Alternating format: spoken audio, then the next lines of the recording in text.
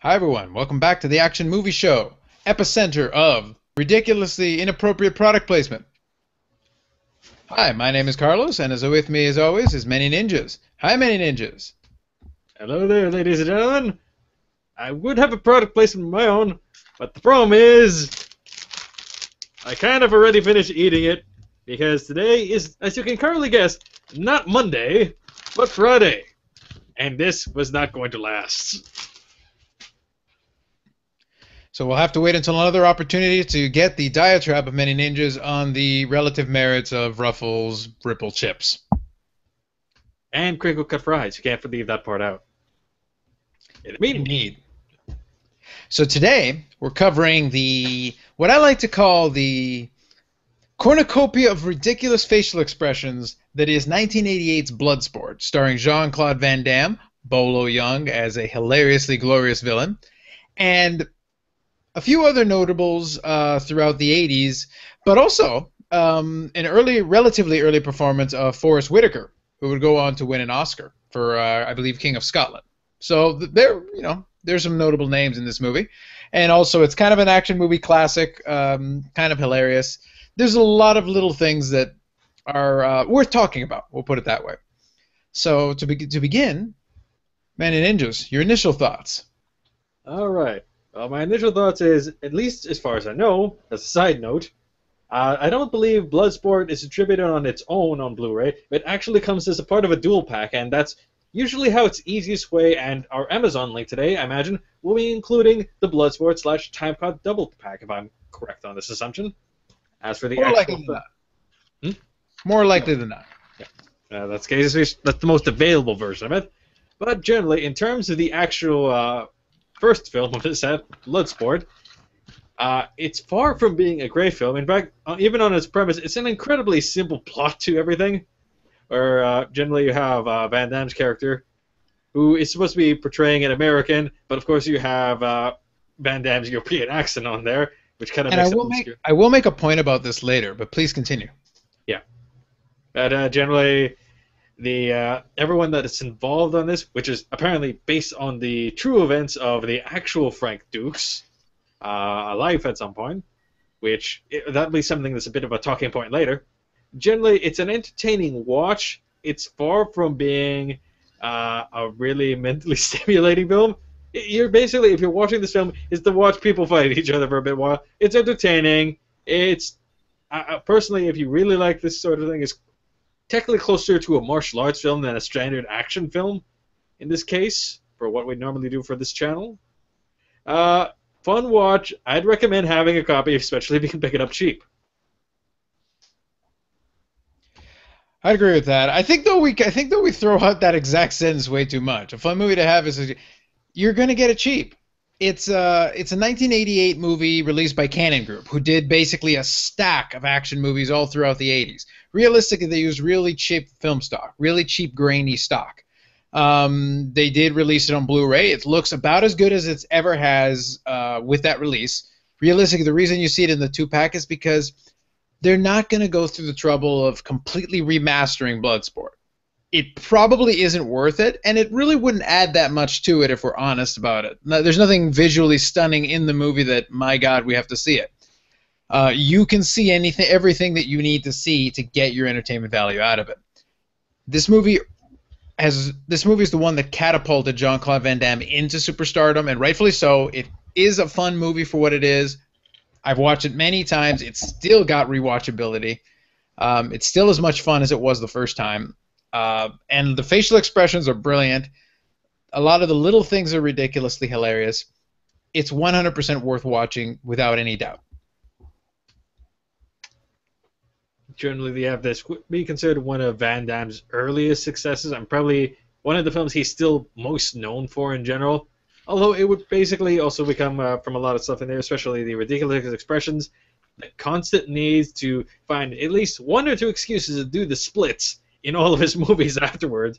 It would basically set the tone for some visual and audio gags that would appear in later films, including the ones that are not so serious and kind of direct to TV or direct to tape ones. Pretty much moving on to part of the reason I was mentioning based on the real life events of Frank Dukes. Generally, this film, when I say that, it's with an asterisk on it, because for the most part, there will be later accounts about Frank Dukes that would contest that any of this stuff ever happened or how much of it exactly was exaggerated, if not entirely fictional.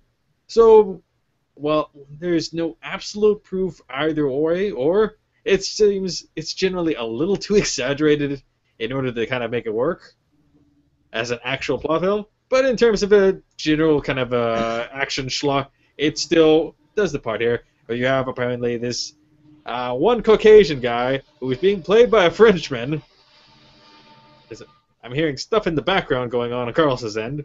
But anyway, you have the one Caucasian guy being played by a Frenchman who got trained by a Japanese master of ninjutsu, who then ends up going into mainland China many years later in order to fight within a secret fighting tournament that apparently is hidden within the slum somewhere, and you get all these people that apparently know about this hidden slum area and this event here, show up in order to fight there, and it starts to get a little more convoluted as you go on. It's entertaining, but really ridiculous. Yeah, absolutely. The thing is, let's kind of go into this really quick. At the end of the movie, they chronicle the many accomplishments of Frank Dukes. As a great glorious spoiler, he wins the tournament. But the thing is, they outline a bunch of his records. They say he did over 300 contests of kumite full contact fighting. They say that he won. He had a record for 56 consecutive knockouts in a single tournament. They gave him a record for fastest knockout at I think 12 seconds or something like that. Also, they gave, fastest punch or fastest kick, something like that. And I can't remember which one it was. And they said 72 miles per hour. And I'm like, well, that sounds tremendously impressive. How would they have measured that? Who would have measured that? And presumably the idea was he was undefeated between 1975 and 1980 in this type of kumite full contact fighting. Number one, who's keeping the stats? Number two, no, part of the reason that the whole thing is in dispute is nobody seems to know exactly what that is. He claims to have won the tournament once. Well, then where did the other victories come from? If he was undefeated for 5 years, wouldn't he have won the tournament more than once? Also, if it's a single elimination tournament, to get 56 consecutive knockouts means you have to be in at least 56 rounds. Those of you who know math can figure out that 56 rounds of single elimination require a whole lot of people competing. Mathematically. Yeah, you can't hide all of those over what was a relatively small tournament from the looks of it in the course of, 3 days? Well, this is the movie. Let's assume for a second. Let's give the man the benefit of the doubt. Let's say for the sake of argument, what the heck? Sure, he did it.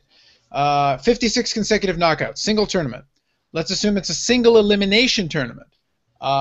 Because in theory, if it's a multiple elimination, you could get those extra ones. But then you've knocked out the same guy multiple times. Why would he keep coming back? That doesn't make any sense. But like I said, for the sake of argument, what the hell? Let's assume it's 100% true. Let's assume it's legitimate. If we take that on face value, okay, great. So you knocked out 56 consecutive guys. Let's say, we need some kind of an even number. Yeah. Go ahead.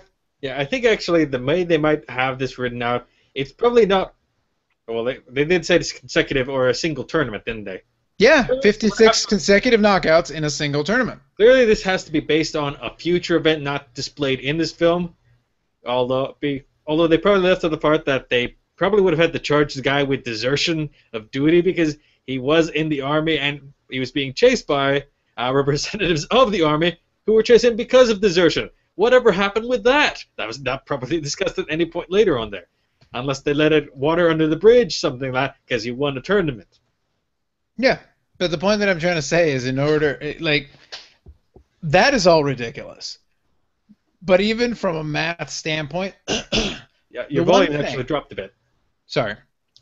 The one thing that hurt the most in terms of credibility and sounding utterly ridiculous is in order to have 56 consecutive knockouts, you need at least 56 rounds. In order to have 56 rounds, you have to have an obscene amount of people in the thing. You literally need, because everything is single elimination. As soon as you get rid of one, as soon as you have two people, they fight, one remains. The next two fight, the next two fight, the next two fight. You got to go round by round. Well, 56 rounds, literally you need thousands of participants. I'm sure you could hide a few thousand fighters, don't you think? I think they counted the guy that Dukes eliminated in the second last fight as multiple people, and maybe that might explain it. It was a pretty big dude. Yeah, that's my best guess to how exactly that one works.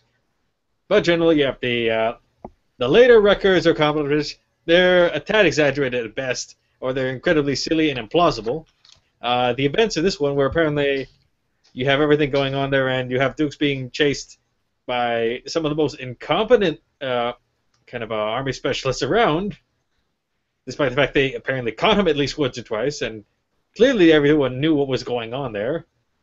You have the reporter who was just sent there to report on the cool Kumite event, which, if it's so secretive, then how the hell did she even find out in the first place? Much less be able to sneak in and talk about it later. Since clearly that's the sort of thing, especially when you have people getting killed in an event, that you probably don't want people talking about or discovering. How did it not get discovered sooner is the better question for the whole reporting angle. Just what the hell happened with Ray Jackson later? It's not so much the lot hole, it's just something I find interesting. The big guy was funny. Someone explained that facial expression that they just stretch out there in slow motion. Actually, can we just... I wish this was not just done live and we could just have it playing in live speed. Up beside me, that'd be hilarious. Just because of how ridiculous it was and how that sort of thing spawned all of his later ridiculous stuff. What is it with Van Damme and doing the splits in all of his goddamn films? That's another valid question. May I offer an explanation to at least one of your questions? Sure. So the reporter gets into the kumite. She does this by hitting on every single guy who remotely looks athletic. Anyone who she thinks might, in some possible way, know some kind of a martial art at some point in their life. That's basically the way that she ends up meeting Frank Dukes. Yeah. Okay. Not exactly the most sound of reporting, but this is not the most sound of plot, so I guess it works well enough for the sake of this movie. Yeah. And in addition to that, I will throw one other thing out at you. The key to this movie seems to be an excuse to have every and all slow motion replays of scenes like the one that he was showing there. Because nothing says legitimate martial arts competition like every single guy is like... Throughout the whole movie. Every single one of them. One after another, everybody got a turn having some kind of a ridiculous facial expression while everyone else looked on and cheered in awe of the man who can pose, who can move, and then go.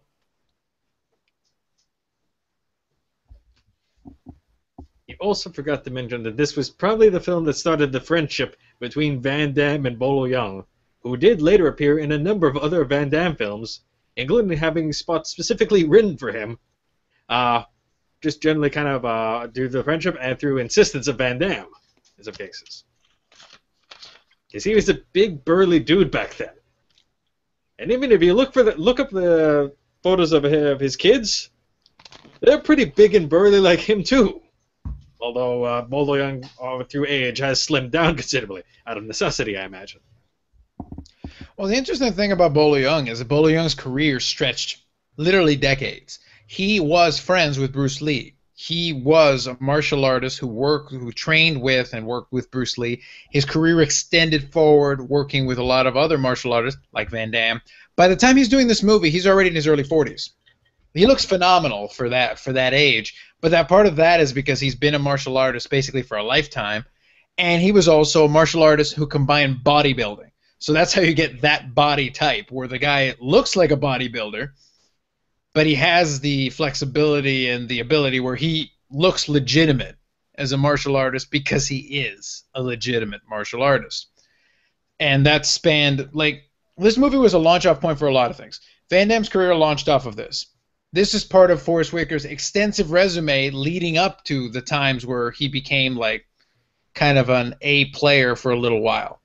Um, it's arguable whether he's been an A player the whole time since then, but he started to build himself up, and then he really started to take off. He was won an Oscar. He's become, Forrest Whitaker's name has a lot more value than even it did at that time, and he had already built in an extensive resume of being in a lot of credits. And also something like we'll talk about more about Bolo Yeung because you can offer some background on that as well.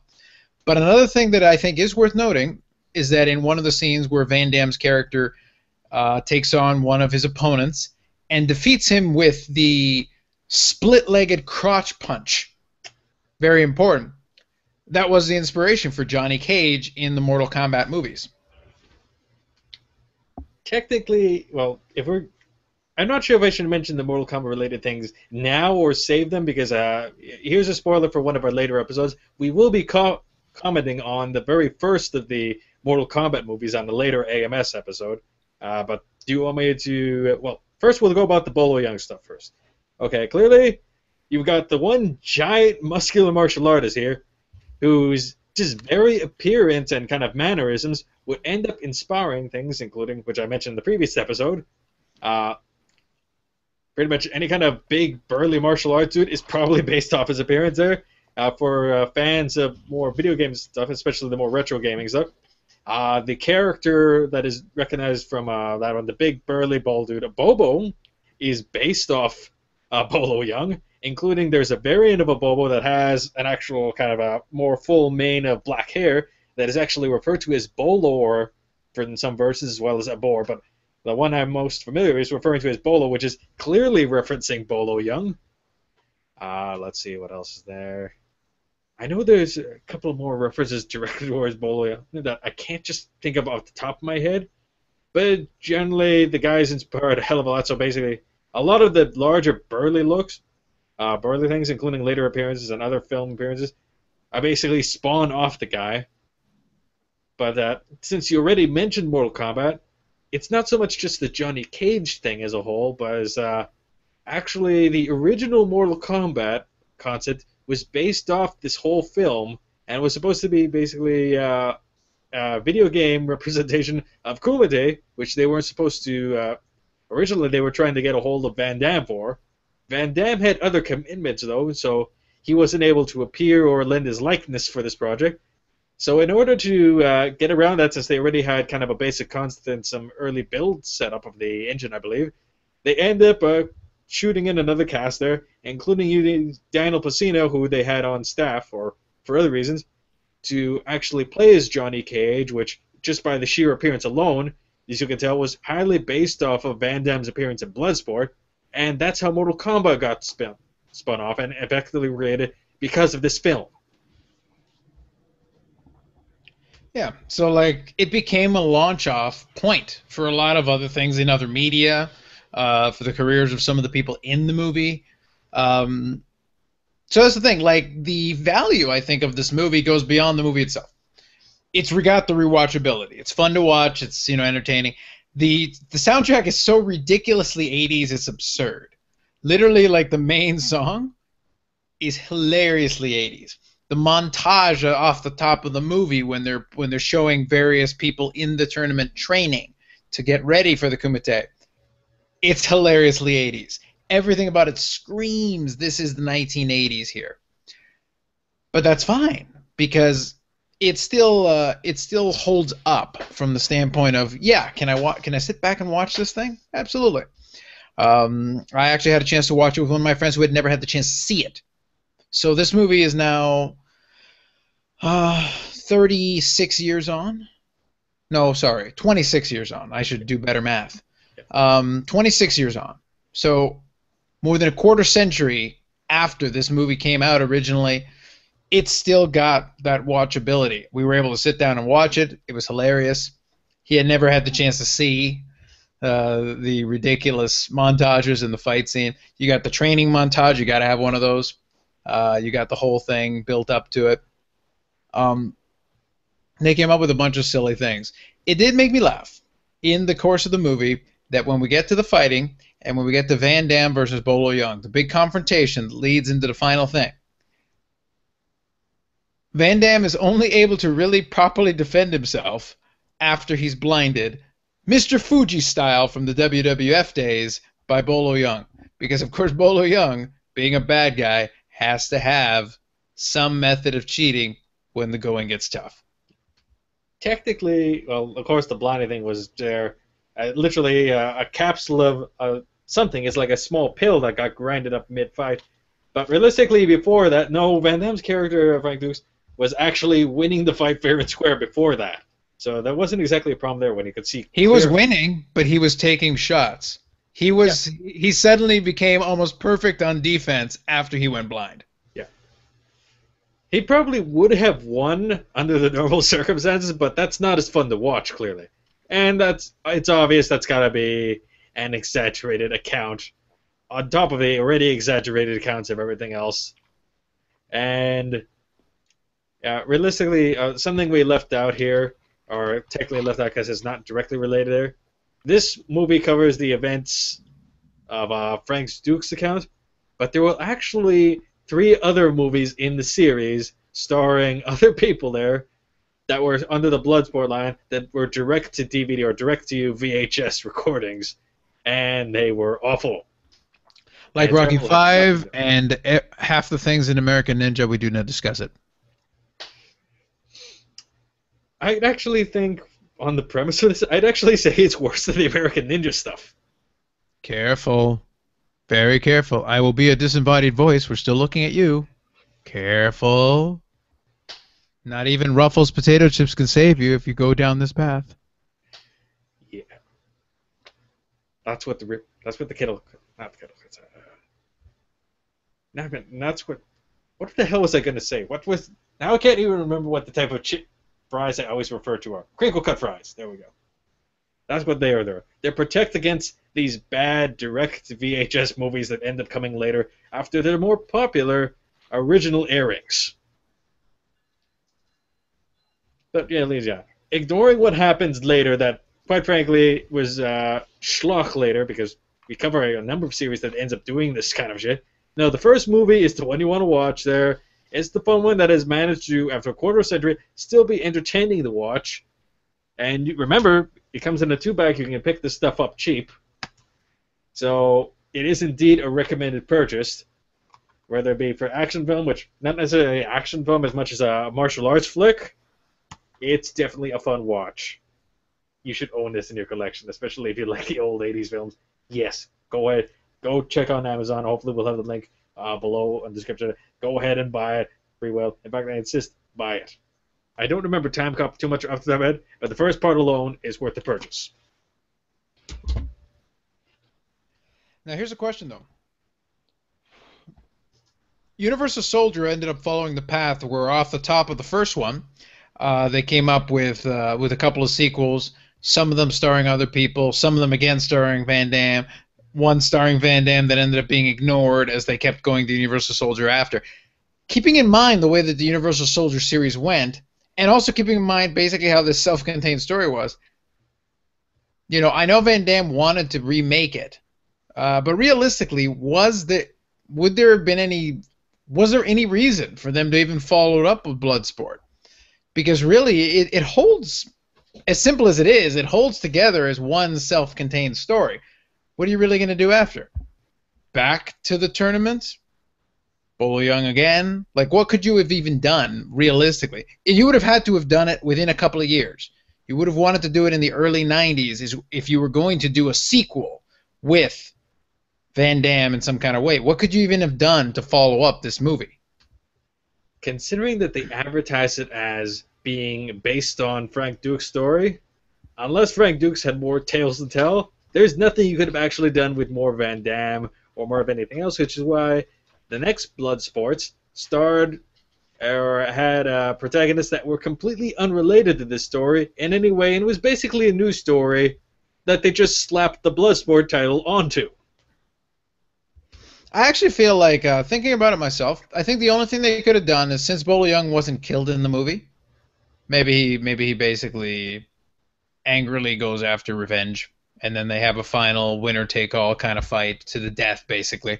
That'd be about the only thing you could do. That might have been compelling. That might have been worth looking at the time. I still think, well, clearly the revenge thing would come out of there, but you could have done the roaming adventures of Chong Li. At least I would have watched that, especially with the ridiculous facial expressions like that. You would have watched that as a TV series. Exactly. It's like Kung Fu The Legend Continues, but much more angry, and your protagonist is much more buff. And at the end of every single episode, he just kills somebody. That would be awesome. Yes! I like this!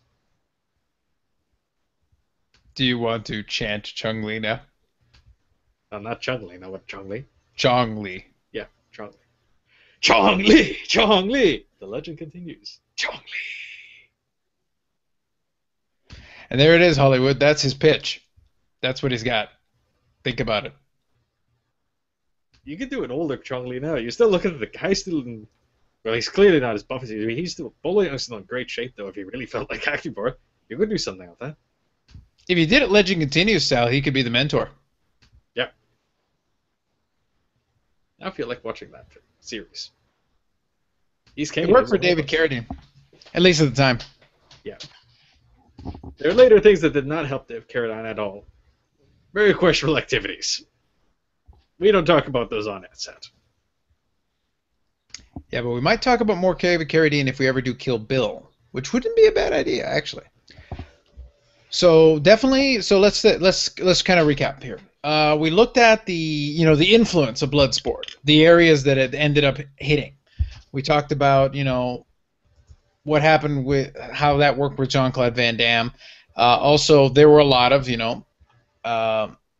notable performances in it. I did like certain things about it. In the spirit of nitpicking a little bit, I did find it kind of silly that you had the character of Ray Jackson, which was an entertaining character, but at times it would be ridiculous. I know what they were trying to go for with Ray Jackson. They were trying to make him kind of a lovable, kind of a big teddy bear guy who, fights with good old-fashioned brute force.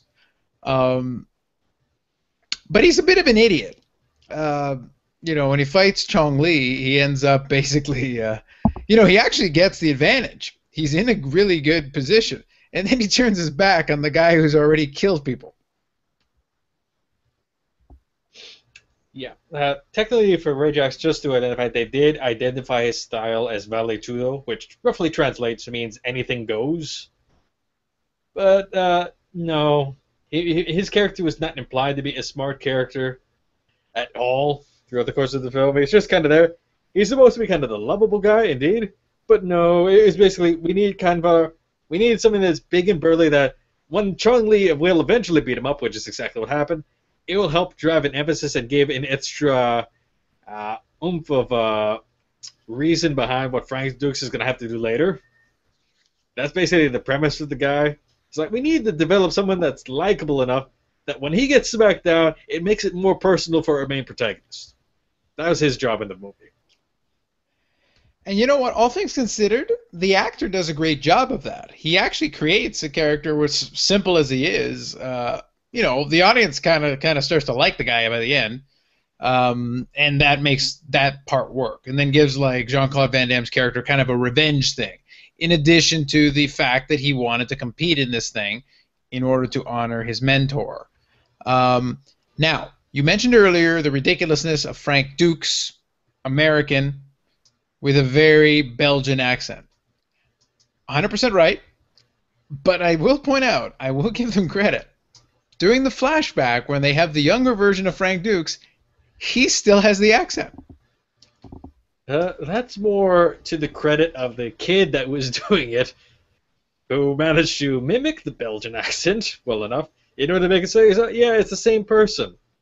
Although I think when they showed the original kid's hair was a dark brown, so the kid was a brunette, as opposed to the later blonde that showed up. Unless, of course, they're suggesting, based on the other way it goes around. Actually, no. Most of the people who think it would be they started off blonde, Then they became brunette or dark, dirty brown, and then they started getting white hair. So that sequence, if they're going with that as a possible thing, kind of works in reverse. Yeah, they Yeah. don't explain why his hair managed to drastically change color like that. I think the hair thing I'd forgive just because now we're really nitpicking.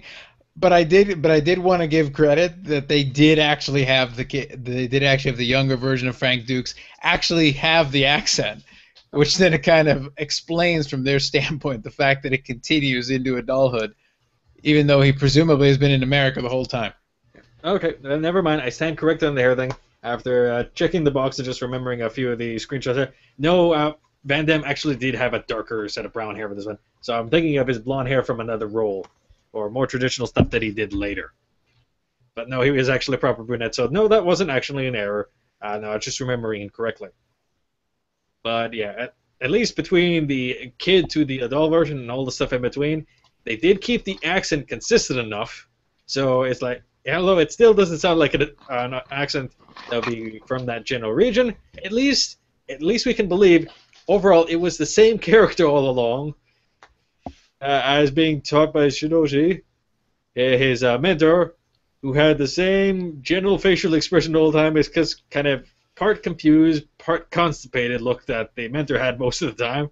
It's like, why am I teaching this kid? Where did he get his accent from? What the hell's going on here? I like to think that was part of the phenomenal facial expressions of this movie. You had Van Damme with various levels of pain. He had a look many times during his fights of almost a pain and anger. Mostly pain and anger, but with a blend of confusion. But it was consistent. The blend of confusion was there rather often, especially when the best parts were in the final fight, where the two of them are trading absurd facial expressions. Chung-Li has got this feral, frightening, demonic look at various times. And other times, when he's kind of in between fights, he's more amused than anything else. He looks entertained half the time. Jean-Claude Van Damme's character has got that kind of, angry, confused look on his face. And then once he gets blinded, well, then he starts blocking everything, starts going around. But yeah, it's a lot of grimacing. A lot of... Generally, for the Chung-Li thing, outside of the fight, yeah, there's definitely the bemused look he has most of the time. Although in the middle of fighting, especially when he's really pummeling the other guy, it's like, I'm angry, but I'm excited to be hitting you. This must hurt you. This hurts you. This hurts you. This hurts you. And then when the other guys are down, I'm just gonna kick it when you're down, and it's like, I am thrilled to be here. Yeah. As opposed to Van Damme's general look, it's like, where it's like, okay, generally, even when he was either hitting someone or getting hit, he had this really, the eyebrows are really pushed over. I can't even do it properly because it hurts my face. Although I tried to do it normal, it's like this really big-eyed expression with eyebrows there, and it's like, I'm surprised this hit you. Oh crap, you actually hit me. Now I can't see shit. Now I can't see shit, but I magically block your attack because I heard you coming. Although there's so much noise in the background, so he has, I was trained as a ninja, but I can't be a real ninja because I'm not wearing a mask. Oh, the contradiction. I have dissonance. It's like there is, what's the proper term here? It's not dissonance. What are you looking for? It's another D word. I can't remember whether. It's like, oh yeah, I'm not wearing my, so there is a mental disconnect. I'm a ninja, but you can see me clearly. What is this bullshit? You can see me, but I can't see you because there's kind of white shit in my eyes right now. And it was clearly, this was not made by Dr. Mario, which is not related to the video game, the arcade game we were playing earlier with my big buddy Ray Jackson, with the big burly dude. That's a lot of thought process going through Van Damme's mind. Why do you think he looks so confused most of the time? You see, these are the things that go through our minds, folks, when we see a lot of these movies. You have to keep in mind, the plot is simple, but there are layers. It's like peeling the onion. A very confusing disturbed onion, but an onion. In this case, one that, because of his big legs and his many years of karate, made it so he could do the splits real easy. I wish I had the link to the video I'm referring to right now. Someone actually made like a short music video of various Van Damme quotes like that, and of him doing splits in his various films. I'll see if I can find it later. I think one other thing I want to point out, just about the fighting thing. Um, because of the style that Van Damme practiced his own martial arts, it did give them kind of an excuse to do a lot of slow motion things where he ends up doing those kicks. He really likes doing the kind of the split-legged jumping spin kick, yeah, which was kind of a big thing. He ended up reeling off about 4 or 5 of them in a row, yeah, as part of the Chung Lee fight. It looks great. They really make a lot of use of the slow motion to really sell the idea, because even in the fight with the one guy that he ends up beating with the split-legged, crotch punch, yeah, as part of it, you get a close-up on him, close to the stomach, and he's just like, ah! And then you got that slow motion thing again to really show that off, and you have the guy kind of, fighting.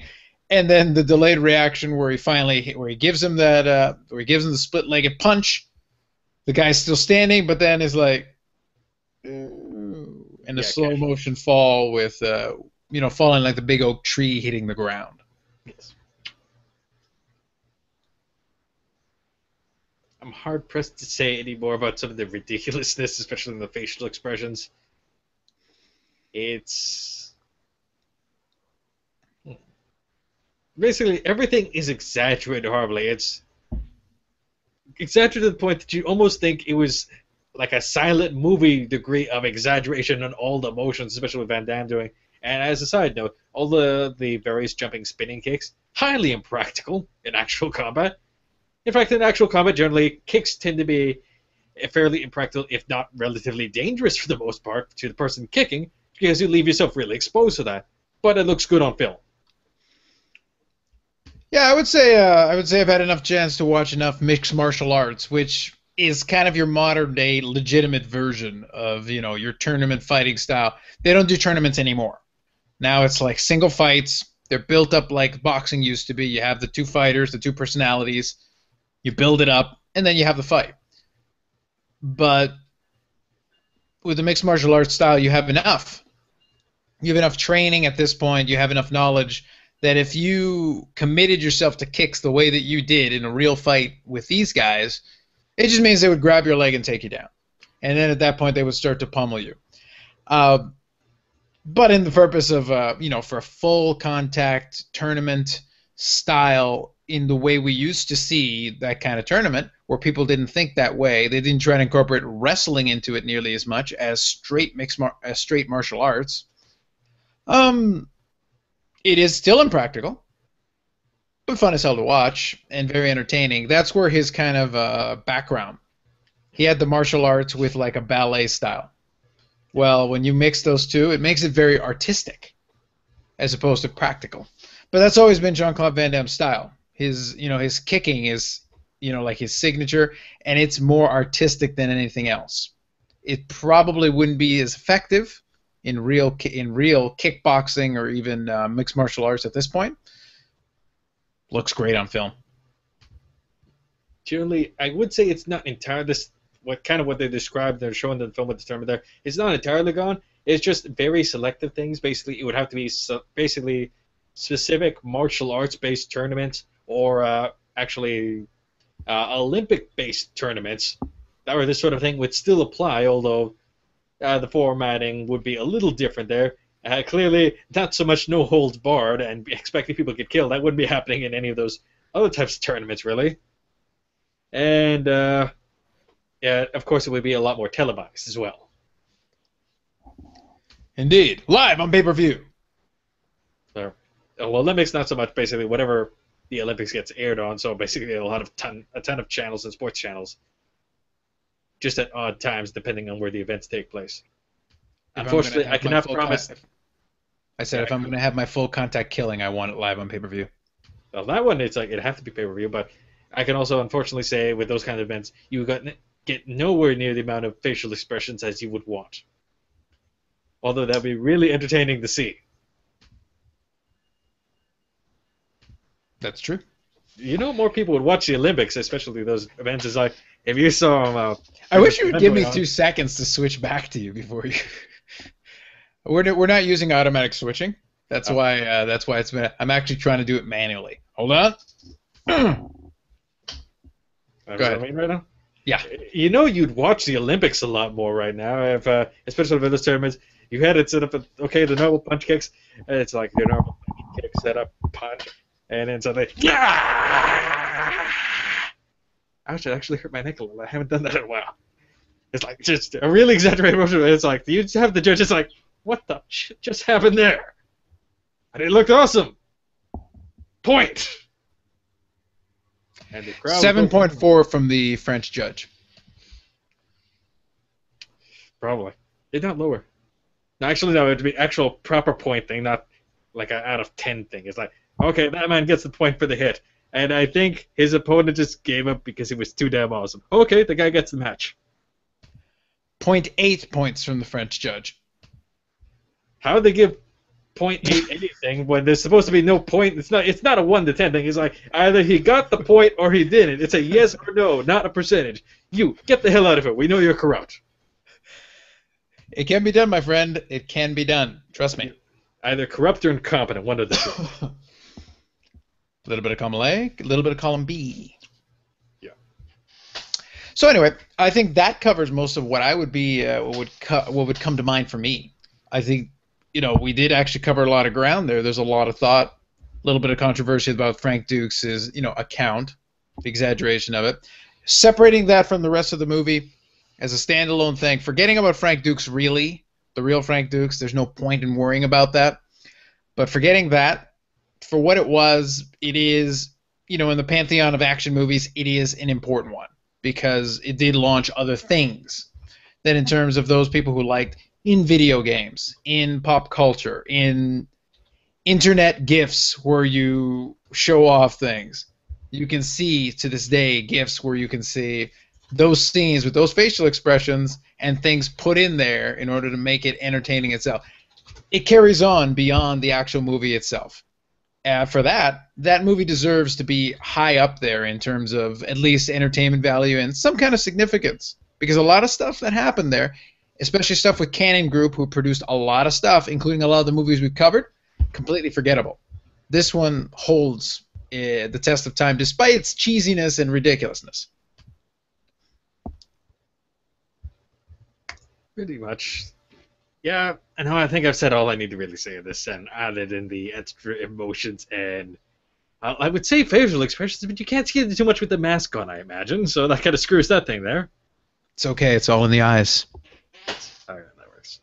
So yeah, I think we're wrapped up Bloodsport for this evening. Shameless plugging. Go. All right. Generally, I'm right now going to be working, or at least I'm attempting to work on the next set of Retro Ninja Gaming stuff. I've got some other side projects going on, but look, hopefully I'll have another Retro Ninja Gaming episode, if not by the end of this weekend, then by early to mid next week.